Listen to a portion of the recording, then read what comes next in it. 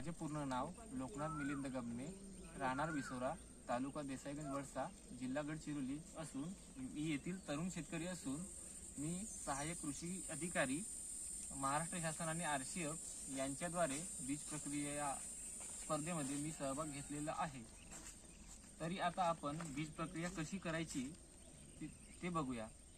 सर्वप्रथम आपण 1 किलो धान प्रति 1 किलो धानाला 3 ग्राम थायरम टाकून ते प्रत्येक दाण्याला मिळेल या प्रकारे सोडून घ्यायचं आहे।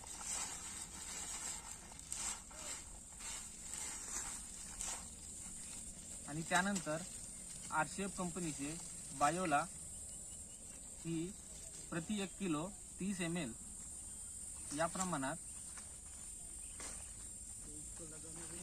प्रत्येक दाण्याला मिळेल या प्रमाणात सोडून घ्यायचं आहे। आणि उरलेलं 30 ml बायोला वापरल्यानंतर उरलेलं जे बायोला आहे ते आपण कंपोस्ट खतासोबत वापरू शकतो। आणि बीज प्रक्रिया केल्यानंतर याचे फायदे असे आहेत की बियाणांची उगवण क्षमता वाढते, पिकांची रोगप्रतिकार शक्ती वाढते, बुरशीजन्य रोगाचा प्रादुर्भाव कमी होतो, पांढऱ्या मुळांची संख्या वाढते, जमिनीतील पोत सुधारते आणि बुरशीजन्य रोगाचा प्रादुर्भाव कमी होतो। बायोला हे जैविक असल्यामुळे 25% रासायनिक खतांची बचत होते आणि बायोलामुळे जमिनीतील पूरक पिकाला मिळणे व पिकांची वाढ जोमदार होते।